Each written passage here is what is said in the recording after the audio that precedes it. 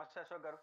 Obulapuram case చాలా సంచలనమైనటువంటి case. అప్పట్లో రాజశేఖర రెడ్డి గారు చనిపోయిన తర్వాత సరే ఎవరైతే అప్పుడు పార్టీ నుంచి బయటకు వచ్చి వ్యతిరేకంగా ఉన్నటువంటి వ్యక్తులకు సంబంధించి కావచ్చు, అప్పుడు మన పొరుగు రాష్ట్రమైనటువంటి కర్ణాటకకి సంబంధించి అప్పుడు ఉన్నటువంటి కొంతమంది వ్యక్తులు కావచ్చు, వీళ్ళందరూ కలిసి మైనింగ్కి పాల్పడ్డారు. ఓబులాపురం మండలం ఉన్నటువంటి ఆ గనులకు సంబంధించి వేల కోట్లు లక్షల కోట్లు అక్రమంగా జరిగాయంటూ కూడా ఒక పెద్ద ఎత్తున ఆరోపణలు వస్తూ వచ్చాయి. సో ఈ ఇష్యూకి సంబంధించి ఇప్పుడు కోర్టు అయితే ఒక సంచలన తీర్పు ఇచ్చింది. ఒక 5గురిని నిందితులుగా చేస్తూ వాళ్ళకి శిక్ష అయితే ఖరారు చేసింది. అయితే ఎవరైతే ప్రధానంగా తెలుగు రాష్ట్రాలకు సంబంధించి కొంచెం ఫెమిలియర్గా ఉన్నటువంటి వ్యక్తులు ఎవరైతే ఉన్నారో వాళ్ళకి ఈ కేసుకు సంబంధించి క్లీన్ చిట్ ఇస్తూ వచ్చింది. సో దీని వెనకాల జగన్మోహన్ రెడ్డి ఉన్నారు.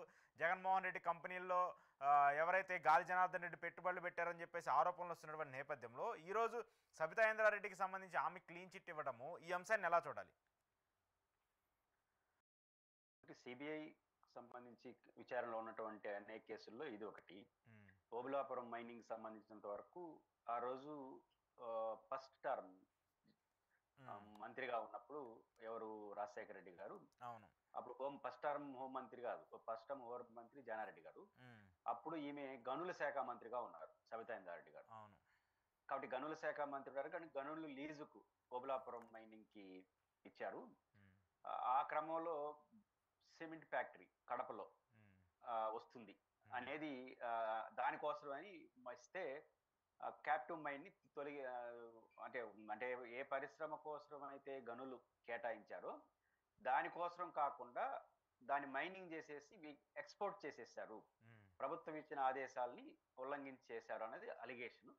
దీంట్లో ఆ రోజున్న మంత్రి, ఆ రోజున్నటువంటి ఐఏఎస్ ఆఫీసర్లు కూడా భాగస్వాములు అన్నట్టుగా ఆ రోజు ఉన్నటువంటి ప్రధాన అలిగేషన్.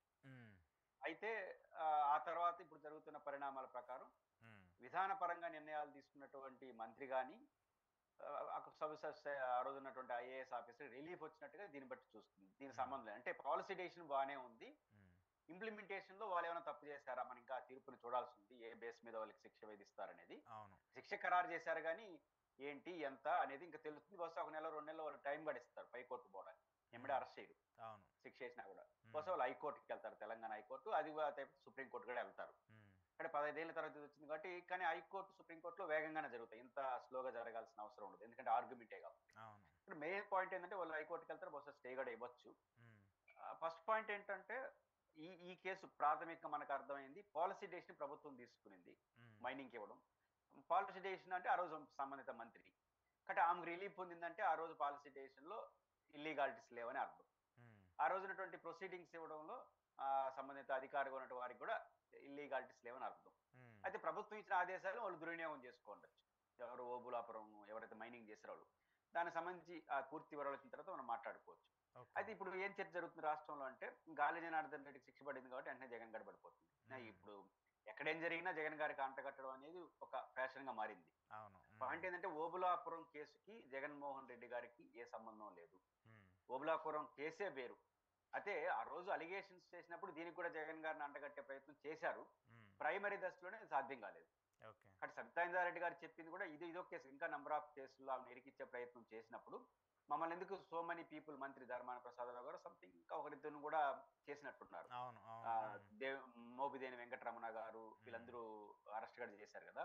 వీళ్ళందరూ ఎందుకు చేసినారు అంటే మంత్రులందరూ బాధ్యులను చేసేసి జగన్ ఇబ్బంది పెట్టాలి, జగన్ అరెస్ట్ చేయాలంటే ఫస్ట్ వీళ్ళని ప్రైమరీగా తీసుకురావాలి అనే దురుద్దేశంతో మా పైన చేసినారని బహిరంగంగానే మాట్లాడింది. కాబట్టి కానీ ఆచరణలో అవేం వర్కౌట్ కాలేదు. కాబట్టి ఫస్ట్ పాయింట్ ఈ ఓబులాపురం కేసుకి జగన్ గారి కేసుకి సంబంధం లేదు. జగన్ గారి సిబిఐ కేసులు వైట్ ఆపోజిట్ ఈ కేసుకి సంబంధించి. ఓబులాపురం గనులకు సంబంధించి రిలేటెడ్ కేసులు జగన్ గారికి ఇష్యూనే లేదు. కాబట్టి ఆ కేసు ఏం జరిగినా దానికి జగన్ గారికి సంబంధం లేదు. బట్ పోల్చుకుంటారు జనరల్ గా రాజకీయ నాయకులు కాబట్టి. అందులో ఓబులాపురం గాలి జనార్దన్ రెడ్డి గారు రాజశేఖర రెడ్డి గారితో బాగుండడం ఇవన్నీ చూసినప్పుడు 2 యాంగిల్ వస్తాయి. ఇప్పుడు వైసీపీలో ఏమనొచ్చు, సబితా ఇంద్రారెడ్డి గారికి పాత్ర లేదని తెలియదు కాబట్టి ఇంకా ఇట్లే ఉంటాయి అన్ని కేసులు అనే ఆర్గ్యుమెంట్ గెలిచిస్తారు. జనార్దన్ రెడ్డికి పడిపోయింది కాబట్టి నెక్స్ట్ జగన్ గారు పడిపోతుంది వాళ్ళనొచ్చు. ఏదన్నా అంటే ఇక్కడ ఒక పాయింట్ నేను మీకు ఇంటరప్షన్ కల్పిస్తున్నాను.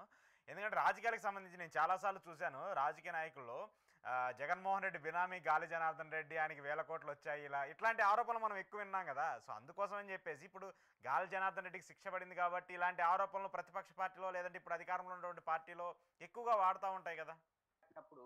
మీరు చెప్పిన పాయింట్ ఆఫ్ వ్యూలో ఆ కేసులో సబితా ఇంద్రారెడ్డి మంత్రి నిర్దోషిగా బయటపడొచ్చు కానీ ఉమ్, జనార్దన్ రెడ్డి దొరికాడు కాబట్టి ఈయనగా అయిపోతాడు, ఇట్లా మాట్లాడుతూ ఉంటారు. అవును అవును రెండు పాయింట్ ఏంటంటే ఆ కేసు జగన్మోహన్ రెడ్డి గారి కేసుకి సంబంధం లేని సబ్జెక్టు, ఇది ఫస్ట్ అవును పాయింట్. ఉమ్, రెండోది జగన్మోహన్ రెడ్డి గారి కేసులు ఇంకా ఇది తీర్పు వచ్చేసింది కాబట్టి త్వరగా జగన్మోహన్ రెడ్డి గారు ఇంకో రెండో యాంగిల్ తీసుకుంటారు. ఫస్ట్ యాంగిల్ ఏం తీసుకుంటారంటే ఆయన పడింది కాబట్టి ఉమ్, ఏం కనబడుతున్నా అంటారు. ఆ, అది కొన్ని రోజులు నడుపుతారు. ఉమ్, తర్వాత ఏం చేస్తారు, అసలు జగన్ ఈ కేసు తీర్పు వచ్చేసింది కాబట్టి త్వరలో జగన్ గారి కేసు గారి తీర్పు వచ్చేస్తుంది. ఉమ్, అవి ఉన్నాయి కదా, మిగతా కేసు సిబిఐ కేసులు అవును ఉన్నాయి అవును కదా, ఉమ్, ఆ ఈడీ కేసులు అవన్నీ త్వరగా తీర్పు వచ్చేస్తాయి. తీర్పు ఉమ్, వచ్చేస్తే దేంట్లో దాంట్లో పడిపోతారు. ఇది ఉమ్, బూచిగా చూపిస్తారు. నా పాయింట్ ఏంటంటే జగన్మోహన్ రెడ్డి గారి కేసు త్వరగా పరిష్కారం కావాలని మనం ఆశిస్తాం. ఎందుకంటే డెమోక్రసీలో కేసులు ఎక్కువ రోజులు ఉండకూడదు. ఉమ్, మనందరికన్నా జగన్మోహన్ రెడ్డి గారికి ఇప్పుడు తొందరగా తీర్పు రావాలని కోరుకుంటున్నాడు. ఉమ్, ఎందుకంటే ఆయనకి తెలుసు ఆ కేసు ఏమవుతుందని. ఓకే పాయింట్ ఏంటంటే జగన్మోహన్ రెడ్డి గారి కేసు పరిస్థితులు చూస్తుంటే ఇప్పట్లో తీర్పు రాదు. ఉమ్, ఎందుకు రాదు? ప్రజెంట్ డిశ్చార్జ్ పిటిషన్ జరుగుతా ఉంది. ఉమ్, ఆ డిశ్చార్జ్ పిటిషన్ అయిన తర్వాత, డిశ్చార్జ్ పిటిషన్ మీన్స్ ఈ కేసులో ఏదైతే నా పైన నేరాపోరణ మోపబడ్డిందో అది అర్హత లేదు, ఇది ఉమ్, దురుద్దేశంతో పెట్టింది కాబట్టి నా పైన మోపబడిన నేరం